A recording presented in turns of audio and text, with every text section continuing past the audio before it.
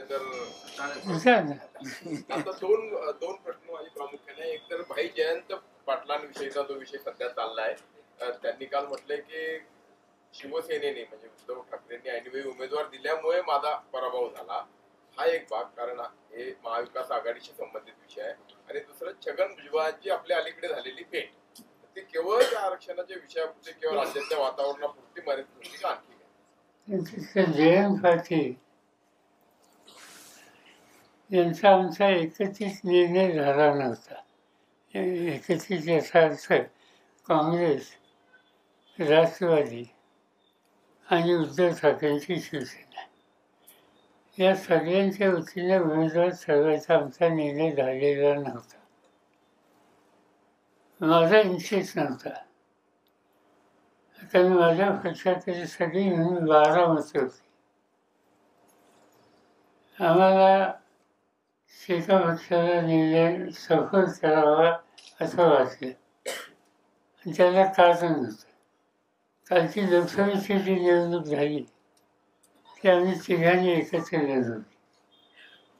ती एकत्र लढवत असताना डावे, त्याच्यात CPI, CPM, शेतकरी कामगार पक्ष हे येतात.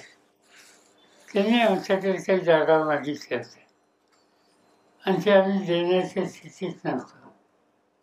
त्यावेळेला काँग्रेस, शिवसेना आणि मी तिघे एकत्र असताना मी आमच्या सहकार्यांना सांगितलं की आता आपण डाव्या पक्षांना अकोमोडेट करू शकत नाही, पण यानंतर निवडणुका द्यायची, ते विधान परिषदेच्या असतील किंवा उद्या महाराष्ट्राच्या असतील, तर तिथं आपण कुठे यांना अकोमोडेट करू.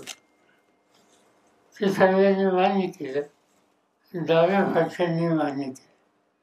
आम्ही तिघे एकत्र राहिलो आणि तुम्हाला ठाऊक आहे की आम्हाला यश चांगलं मिळालं. त्यामुळे माझ्या मनात एक गोष्ट होती की संधी आली तर डाव्यांचा कुठेच विचार करा. आणि त्याच्यात मी आमच्या सहकार्यांना कळवलं की आमच्या पक्षाकडे 12 मतं आहेत, आम्ही 12 मतं शेकापाला देऊ इच्छितो. त्याच वेळेला काँग्रेसकडे मतं जास्त होती. त्यांनी त्यांचा उमेदवार उभा करणं साहजिकच आहे.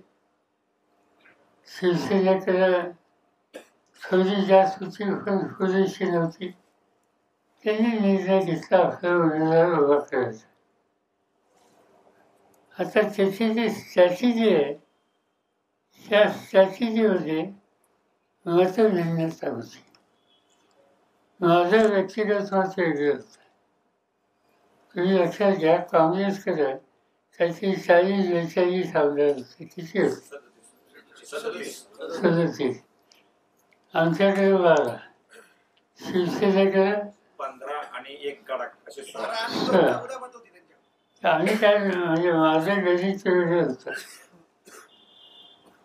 काँग्रेसकडे जेवढी मतं आहेत त्यांनी 2 नंबरचं मत, 1 नंबरचं मत कोणालाही द्यायचं नाही असं माझं मत होतं. निवडून यायला त्यांना 22-23 हवी होती. माझी सूचना होती, तुम्ही तुमच्या आधीची काय असतील ती सगळी तुम्हाला घ्या 1 नंबर, आणि 2 नंबर 50% शेकापला द्या, 50% शिवसेनेला द्या. 1 नंबरची गरजेपेक्षा जास्त मतं असल्यामुळं ती ट्रान्सफर होती आणि तेवढी अधिक मतं या 2 नंबरला मिळते. आणि 2 नंबरने आपलं पहिलं मत हे सेनेला द्यावं आणि सेनेच्या 2 नंबरने पहिलं मत शेकापला द्यावं. हे जर केलं असतं तर माझं गणित आहे, तिन्ही उमेदवार आले असते. एनिवे, हे गणित सगळ्यांनाच मान्य असेल असं नाही, ते मान्य झालं नाही. आणि त्याचा थोडं पाटलांचा उल्लेख जर तुम्ही केला, त्यांना यश मिळू शकलं नाही, दुसरं काही कारण नाही. कुणी कुणाला फसवलं नाही. फक्त स्ट्रॅटेजी कशी असावी या संबंधीची मतं